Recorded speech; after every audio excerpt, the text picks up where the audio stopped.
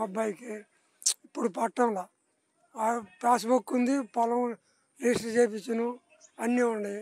పట్టం లేదు. Current bill నా ఇంటికి నేను సొంతంగా కడుతున్నా. కట్టేటప్పుడు 105 కడతా, ఇప్పుడు 230 వస్తుంది. అదేంటంటే పెంచినారు అంటాను. అంటే ఒకటి తాతయ్య కాదు, ఇప్పుడు ఇవన్నీ గతంలో జగన్మోహన్ రెడ్డి నాశనం చేశాడు, అందుకని ఇట్లా పెరిగిపోయి మేము సరి చేసుకుంటూ వస్తున్నామని చెబుతున్నారు. వాళ్ళు ఆ మాట చెబుతున్నారు. అవన్నీ వస్తుంది మా కాడ ఏం సరి. అదేమంటే కరెంటు నడిస్తే బిల్లు పెరిగింది, మమ్మల్ని ఏం చేయమంటాను. వాళ్ళు సరి చేసింది లేదు, పాడలేదు. మళ్ళీ ఎందుకు అది. జగన్ కంటే ఎక్కువ పథకాలు ఇస్తాం అన్నారు కదా ఇప్పుడు కూటమి ప్రభుత్వం. ఏమీ లేవు ఇంతవరకు. అలా పింఛను ఒక్కటే మాకు వస్తుంది. ఈ సిలిండర్లో అవి వస్తున్నాయి, ఇంకా అది ఏం రాలా.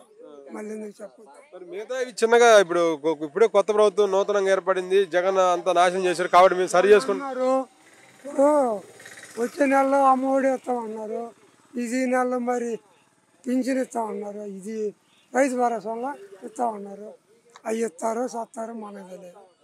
నేను ఇంతవరకు అడగను. మరి 2 వాళ్ళకి ఓటేసి ఇప్పుడు జగన్కి వేద్దాం లేదు అనుకుంటున్నాం. చేదర పడుతుంది, వేద్దాం అనుకుంటున్నాం. మరి ఇప్పుడు ఈ సంవత్సరం టైంలో చేదర పడుతుంది. చేదర మామూలుగా 6 నెలలు 7 నెలలుగా ఎలక్షన్ అయ్యి చేదర పుట్టిపోయింది మాకు. మా అబ్బాయి గుంటూరులో ఉంటాడు, వాడికి జాబ్ తక్కువే, మామూలు ప్రైవేట్ జాబ్. అది మీరు జగన్ ఓటేసి గెలిపియాలనుకొని మీరు అనుకుంటా అంటున్నారు, కానీ జగన్ ఈసారి గెలవని 15 సంవత్సరాలు మేము ఉంటాం, కూటమి ప్రభుత్వం ఉంటాం, ఇంక జగన్ రానివ్వమంటున్నారు. ఎట్టా వాళ్ళు చెప్పిన పథకాలన్నీ పెడితేనేగా, పెట్టకపోతే ఇప్పుడు ఎన్ని నెలలు అయింది, ఒకటి పెట్టినారా చెప్పు మరి. అది